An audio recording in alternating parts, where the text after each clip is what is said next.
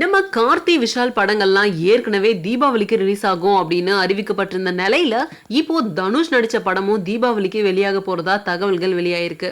Festival அன்னைக்கு மிகப்பெரிய நடிகர்களோட படங்கள்லாம் வெளியாகிறது தமிழ் சினிமாவில் ஒரு வழக்கமான விஷயம்தான். அதுலயும் ஒன்றுத்துக்கு மேற்பட்ட மிகப்பெரிய நட்சத்திரங்கள்லாம் நடிச்ச படங்கள்லாம் வெளியாச்சுன்னா ரசிகர்களுக்கு அந்த தீபாவளி பெரிய தீபாவளியா தான் இருக்கும். அந்த வரிசையில வர தீபாவளியும் பெரிய எதிர்பார்ப்போட உருவாகிட்டு இருக்க பெரிய பெரிய நட்சத்திரங்கள் படம் வெளிவர இருக்கிறதால அந்த வரிசையில ஏற்கனவே விஷால் நடிப்புல சுராஜ் இயக்கிட்டு வர கத்தி சண்டை படத்தை தீபாவளிக்கு வெளியிட போறதா தெரிவிச்சிருக்காங்க. ஷூட்டிங் இன்னும் முடியாம தீபாவளிக்கு வெளிவரும் அப்படின்னு தைரியமா சொல்லியிருக்காங்க. இந்த படத்து மூலமா வடிவேலு மறுபடியும் ரீஎன்ட்ரி கொடுத்திருக்காரு. அதனால இன்னும் இந்த படத்துக்கு எதிர்பார்ப்பு ரொம்பவும் அதிகமா இருக்கு. அது மட்டும் இல்லாம கார்த்தி நடிப்புல உருவாகிட்டு இருக்க காஷ்மோரா படமும் தீபாவளிக்கு வெளியாகுதான். இந்த படத்தோட ஃபர்ஸ்ட் லுக் போஸ்டர் சமீபத்துல வெளியாகி இந்த படத்து மேல இருக்க எதிர்பார்ப்பை இன்னும் அதிகமாக்கி இருக்கு.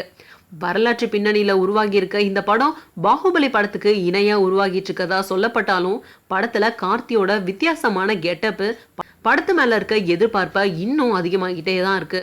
இவங்களோட இப்போ தனுஷ் நடிப்புல உருவாகிட்டு இருக்க கொடி படமும் இணைஞ்சிருக்கு.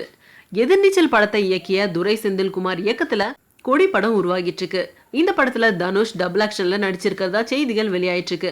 அரசியல்வாதி கெட்டப்லயும் தொடர் வெற்றிகளா குவிச்சிட்டு வர தனுஷ் நடிப்புல உருவாகிட்டு இருக்க படம் அப்படின்றதால கொடி படத்து மேல இன்னும் மிகப்பெரிய எதிர்பார்ப்பும் வந்துட்டு இருக்கு.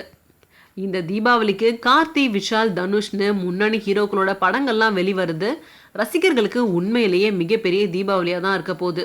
ரசிகர்கள்லாம் இந்த படங்கள் மேல வச்சிருக்க எதிர்பார்ப்பெல்லாம் பார்த்தா அந்த படங்கள்லாம் அதை பூர்த்தி செய்யுமா அப்படின்றத நம்ம வெயிட் பண்ணி தான் பார்க்கணும்.